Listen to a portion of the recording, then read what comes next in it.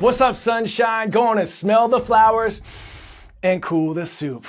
It's Friday. We're going to finish this week strong, kick our weekend off right. I'm Coy Wire. This is CNN 10. It's Friday, November 17th, and we start with some travel news. If you're traveling for Thanksgiving, have some patience because next week is expected to be the busiest in years. The American Automobile Association, or AAA, predicts that more than 55 million people will be traveling during the 5-day period from Wednesday to Sunday. Now, if you're traveling by plane, the Transportation Security Administration expects a record high number of travelers at American airports. On the Sunday after Thanksgiving alone, TSA is preparing to screen nearly 3 million people at airports across the nation. So, bring a good game, bring a book, something to brace yourself for potentially long lines. There is a positive here, though. Demand for travel has just continued to grow after the pandemic, and post-COVID work trends with hybrid and remote schedules now let people leave for the holidays at different times. That might be good news for drivers, say, because the longer travel period could make the usual peak traffic days a little less busy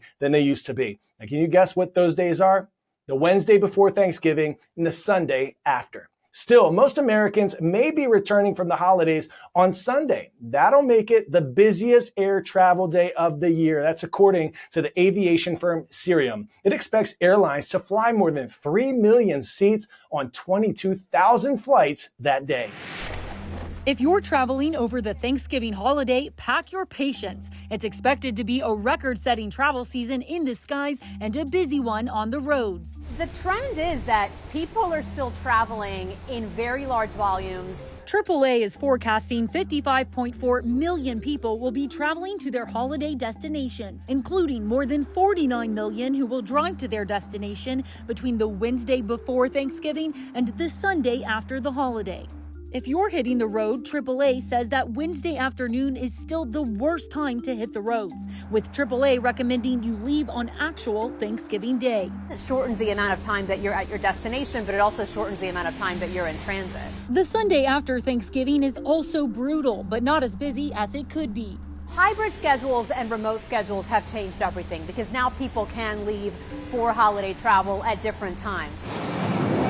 If you're taking to the skies, brace yourself for packed airports and possible delays and cancellations. The Transportation Security Administration is bracing for an all-time record number of passengers at airports nationwide on this Sunday after Thanksgiving. So what can you do to minimize the chaos at the airport? One travel expert says avoid checking a bag in case your flight gets canceled and you're moved to a different one. Take public transit to the airport or book your parking spot online now. And finally, give yourself plenty of time, be flexible, and very patient. There's always going to be some amount of cancellations that happen as long as we have bad weather. Next up, we're headed to the South Asian country of Nepal. Nepal's government decided to ban TikTok. They say it was disrupting family and social structures.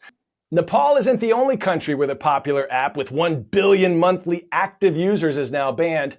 India put a ban on TikTok 3 years ago, and the US, Canada, Australia, and New Zealand put restrictions on the app because of security concerns. Nepal, however, had a different reason to ask internet providers to cut access to TikTok throughout the country. Citing local media, Reuters reported that more than 1,600 TikTok-related cybercrime cases have been registered over the last 4 years in Nepal.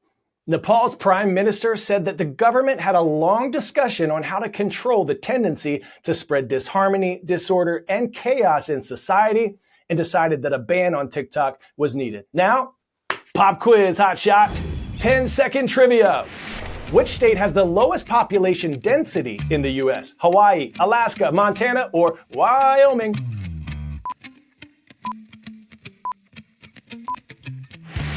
Wyoming has the lowest population overall, but Alaska, which is by far the largest state, has the lowest population density. All right, we're headed to Alaska now, where this weekend, a town in the very northern part of the U.S., which is located north of the Arctic Circle, will see the sun for the last time in 2 months. Our meteorologist, Allison Chinchar, is here to explain why. That's right, Coy. Just before 2 p.m. on Saturday, the sun will go down in the town of Utqiagvik, Alaska, formerly known as Barrow, and it will not come back again for 66 more days. That's right, the sun goes down on Saturday and comes back on January 23rd of next year. Now, this happens every single year. It's called polar night, and it's a common occurrence for a lot of these areas in what we call the Arctic Circle. So here you can see exactly where the town is located, at the very northernmost point of Alaska, putting it inside the Arctic Circle. That means for several weeks during the winter, they go into a phase of complete darkness. The sun never fully rises. Now, on the flip side, Coy, in the summer, the opposite happens, where they will have 24 straight hours of daylight as the sun never truly sets for several weeks in the summer.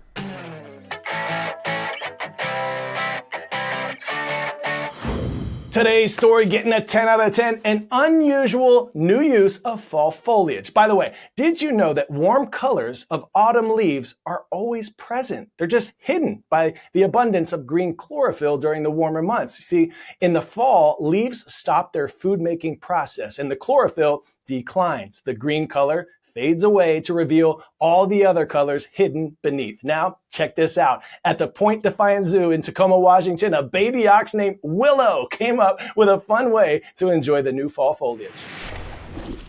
You know how in the fall, zoos are always giving their animals squashes to squish, pumpkins to spear with their horns?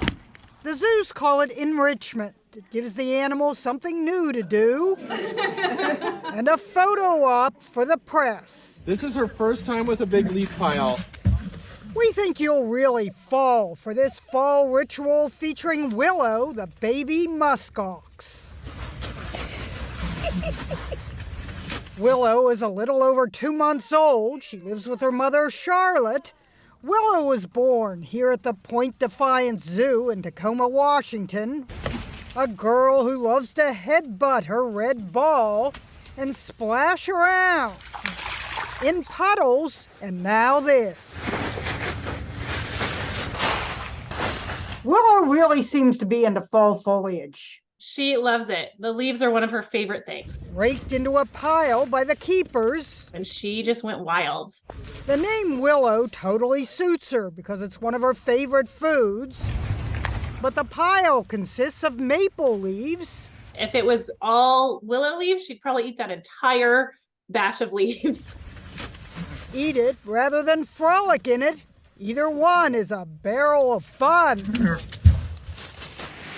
What an awesome week we've had. We took you to Japan, to Iceland. We followed the stories from the depths of the ocean to the mountaintops. We learned a lot, laughed a little, and showed a whole bunch of love. Shout out time. Cinnaminson Middle School in Cinnaminson, New Jersey. Go Pirates. And shout out to the mighty Spartans at W.T. Chipman Middle School in Harrington, Delaware. Rise up. Have an awesome weekend, everyone. I'll be here with you Monday and Tuesday. Remember, you are more powerful than you know. I'm Coy Wire. This is CNN 10. It's been a blessing to spend this week with you.